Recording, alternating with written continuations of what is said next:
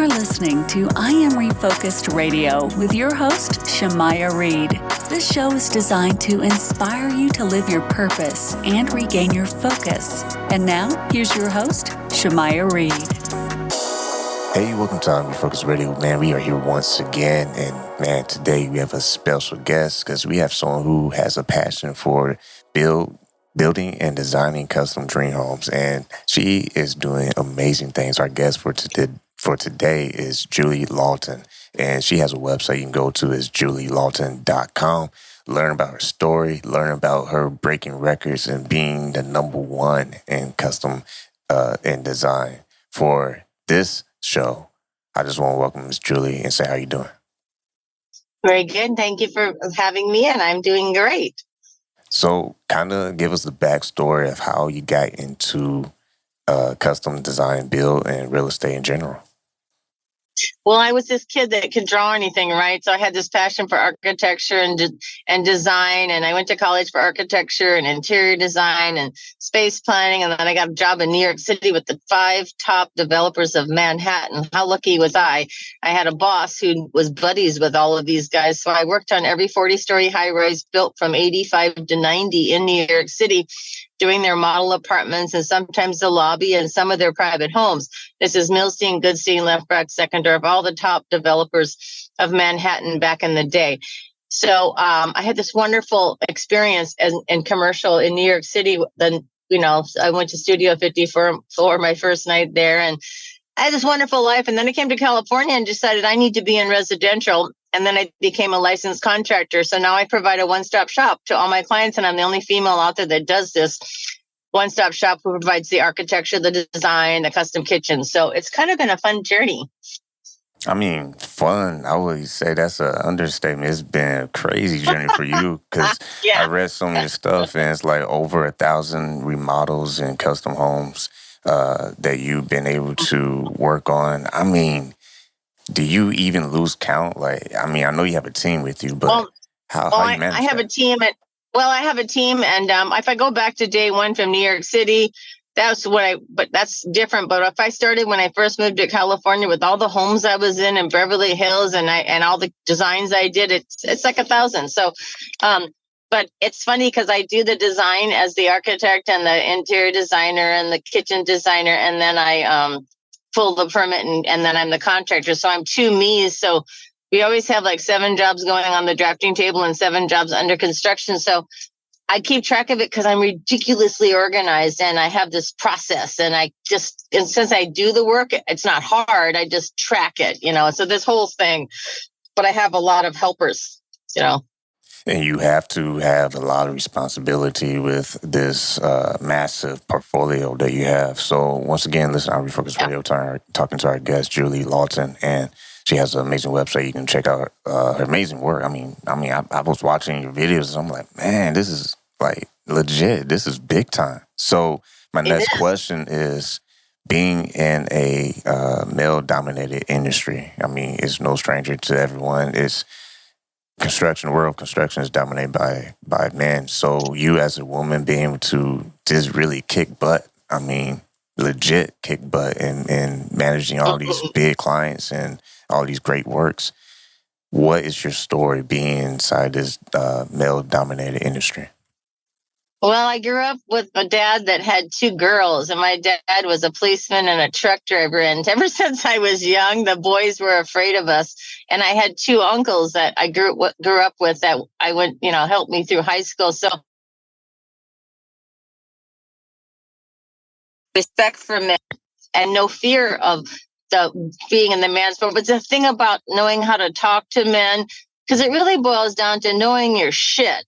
Because you're all in the trenches together, and being the boss, I was challenged a lot in the beginning, but my ability to work with men and be straight up with them and not come off as the woman or the chick with boobs. I don't put, it's all business. So I learned that at a young age, how to work with men. And so it was easy to become the boss, but boy, they don't know what hit them when I show up because they can't figure out who's this chick, especially when I was younger. And what does she know? So I had to get them used to it. But the way I behaved really helped make people comfortable too.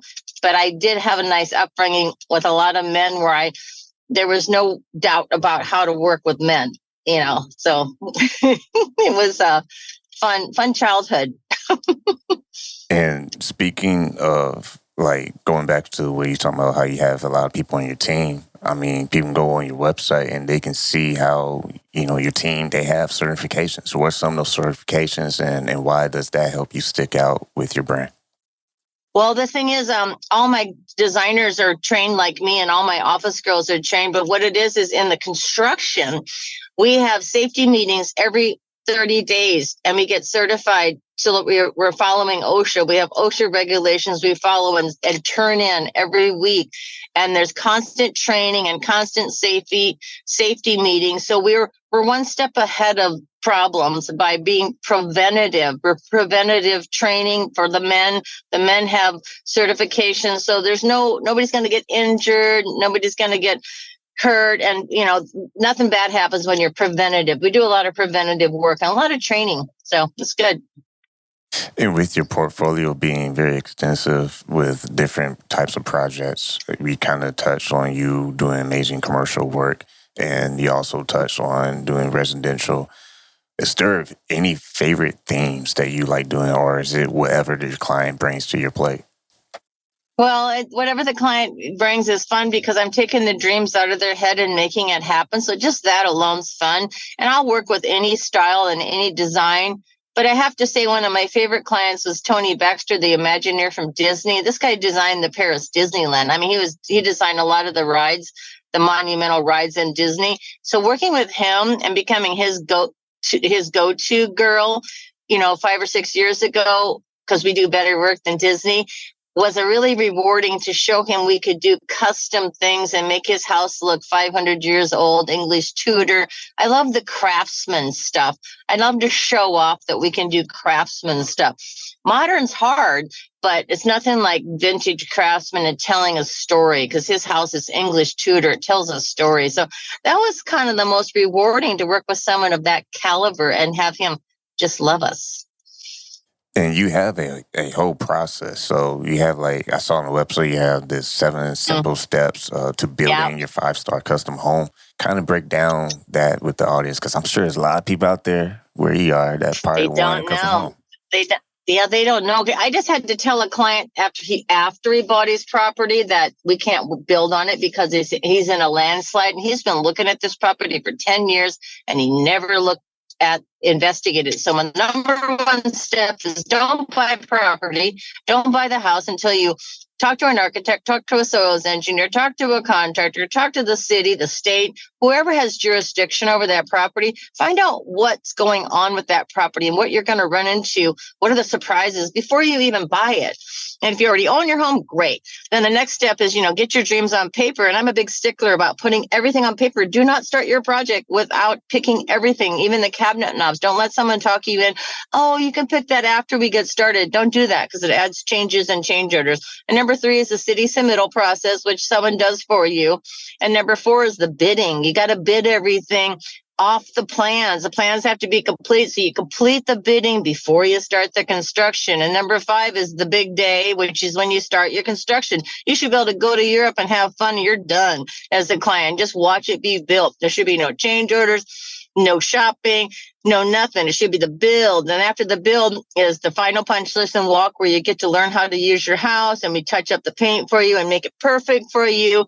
And then number 7 is love your home. Take care of it. Set up regular maintenance. I can't tell you how many houses I've gone to that they simply didn't do a little caulking and the house flooded, or they didn't change the refrigerator, clean the refrigerator, and the refrigerator flooded their whole kitchen. So there's just lifetime maintenance. Sign up. Have somebody help you with your lifetime maintenance. And that's the 7. And when people who never had a custom home built for them, all right, and they're listening to this, what's some things that they should have on their checklist when they are working with someone like yourself? Well, the thing is, if you are going to build a custom home, you start with your dreams by pulling pictures, so you can't tell somebody what you want sometimes verbally. So you need to have pictures, and then you got to hire the right professionals. Usually you need an architect, an interior designer, and then you need the 5 engineers, and then you need your contractors. So that's like 7 people, right off the bat. But you got to work with people that you get along with. And even if you didn't build your custom home, you still have to do maintenance. So it's all part of the deal of wherever you live. It has to be done.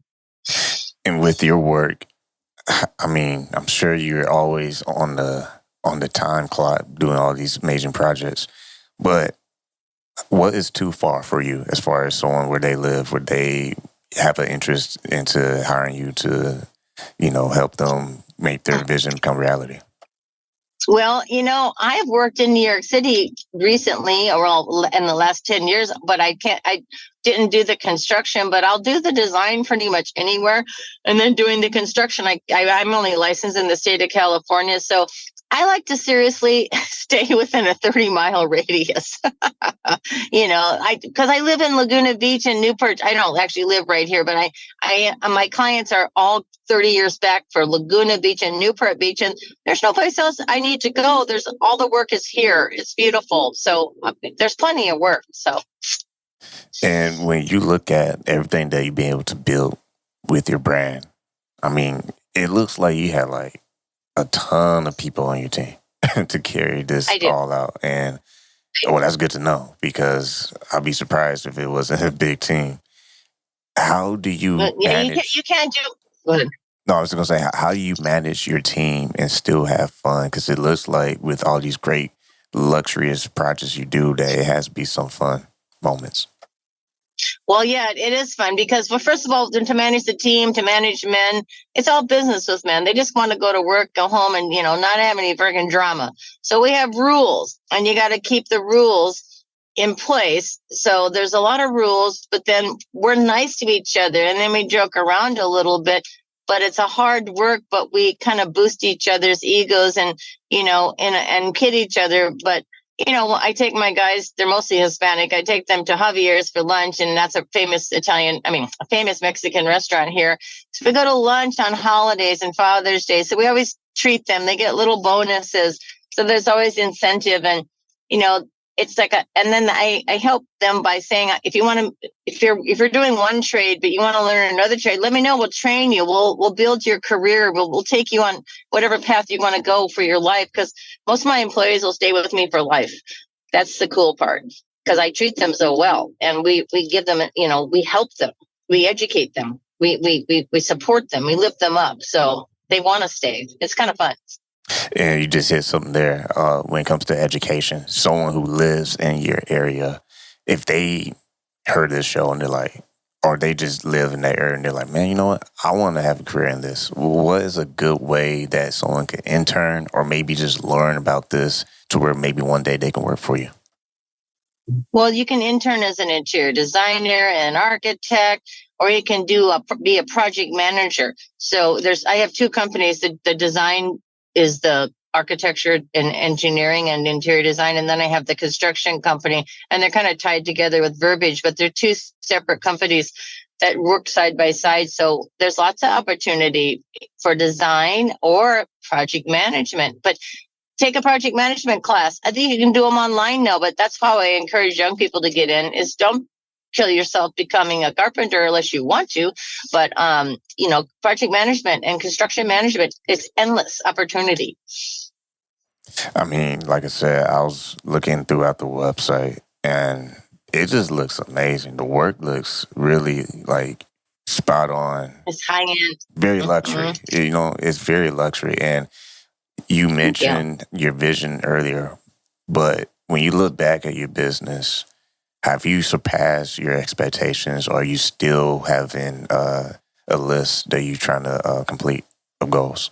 I have, I guess I surpassed what I started with, because I started with 1 guy and just me.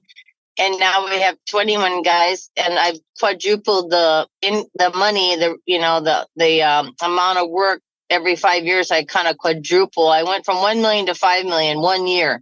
And then I went from 10 million to 20 million 1 year, so I'm going for 100 million, and I want to do some commercial work. And I'm getting certified as a woman-owned business finally, because I kind of forgot about that because I was so busy the last 10 years. So I might be doing some more commercial work and some government work. So here we go.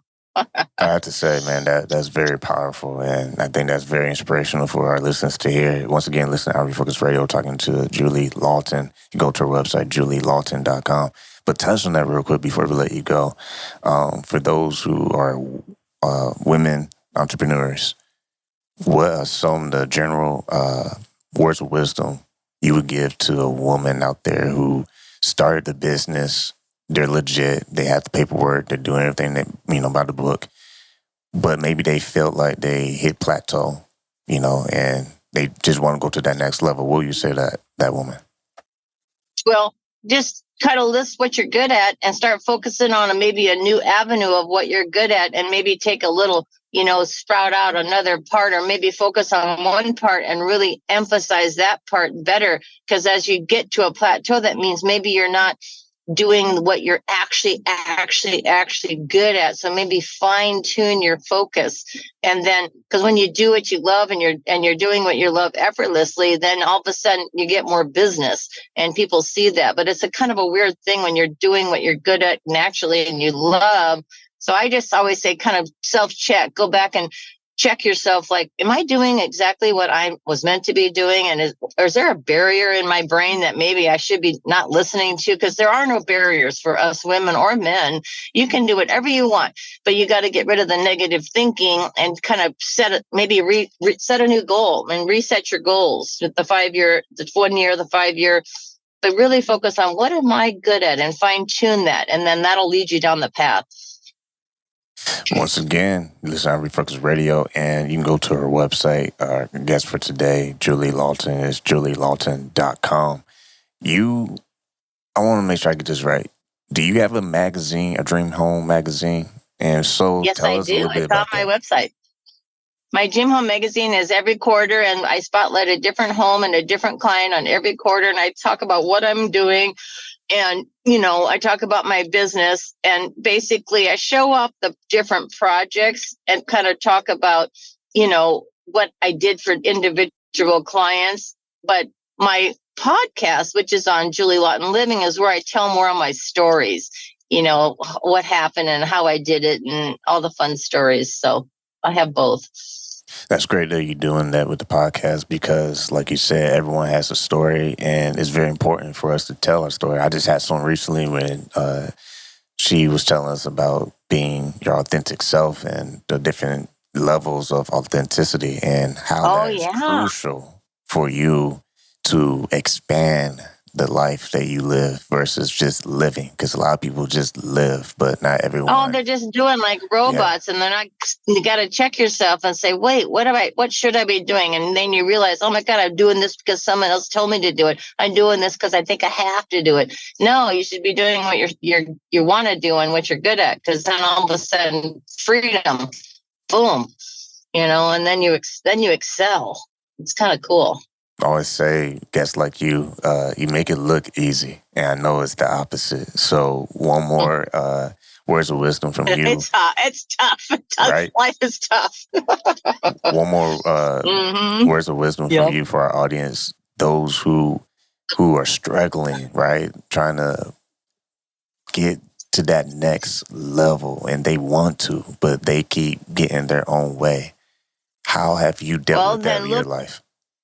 Well, I had to take a step back. I've gotten good about stepping back and looking at myself. So self-awareness, step back and, take a personalities test, figure out who you really are and what works and doesn't work, but write down all your dreams and goals, write down what works for you, what doesn't, but analyze, who are you? What's your personality type? Who are you? But just really focus on self, kind of yourself and self-observation. And even if you have to meditate and think about it, it'll come, and then this is what I should be doing. But if you just take a moment to actually reflect on what is going on in your head and what you should be doing, it's funny, you slow down enough, and the voice in your head will tell you. It'll come out. But you can do exercises to get it to come out. Mm-hmm. And the last thing I asked, with the massive success that you had so far with your brand, your business, we all know that well, not all of us. Most of us know that a lot of that is due to having good systems. So how have you been able to learn how to create these systems so that way you're always having clear projections of what you want to accomplish? Well, I take my business and I write down the standard operating SOP. It's a standard operating procedure, and I have it down to like 1,500 items from day one I meet the client to the day one we're done, and it's a list, and everybody can see it and follow on so they don't get lost. But then I assign people, just like the Army. There's captains, generals, captains, lieutenants. I assign people things, and but I have a process. And the process is the plans. It's kind of the 7 steps, the plans, the submittal, the bidding. It goes in order, but there's a process. And I actually outline everything we do on every single project. And it's the same, of course. It's this one big list, and we have it outlined in detail. It took me years to get it fine-tuned. And then I have a sauna, a program where we all communicate. But it's all about the process. And just like I did this thing 5 years ago to help me know me. I wrote down everything I did every minute of every day for a week, and I analyzed it. And I thought, where am I wasting time? I need to hire someone else to do that for me. So I analyzed every minute of my life, including sleeping, for 1 week. And I took that, and then it helped me compartmentalize things I shouldn't be doing, that I should be delegating, and new hires I should hire. So that whole process, you can go into deep analyzation, and it's fun. And then you see where you're missing the beat and where you need to spend more time here and there and blah, blah, blah. So it's kind of fun, but analyze and write it out. Man, like they said, make a plan, make it plain, because make a plan. We can get too caught up into things that doesn't like have anything to do with our journey. We just kind of fluff things. Stay out of the drama, right? And get rid of the drama. Get rid of the drama in your life, even if it's family. Get it out. Oh my God, that's house cleaning. Get the drama out. I have a stress-free life because I have learned to have boundaries, and I have certain people that are not allowed in my life. And, I just avoid, things, and, it's fun. You got to really know yourself and stay away from the toxic. Yeah. Yeah, that's good. That's good. Once again, talking to our guest today, Julie Laughton. Go to her website, julielaughton.com. And I think we cover everything. So last thing I'll say is, tell us a little bit about your podcast and how often do you have new episodes? I have a new episode coming out every week. I record them all at the end of the month with a brand new, fresh topics and what's happening now to me, what's happening in my business, how I got here, personal stories, business stories, but they come out once a week, and they're always new content of what's happening now. Well, once again, I want to say thank you for taking time talking to I'm Refocused Radio. Make sure y'all go to her website, julielaughton.com, and you can go to julielaughtonliving.com, and that will show you some other things that she's doing with the podcast that we just mentioned in our recent episodes. Thanks a million. It was so fun. I love this.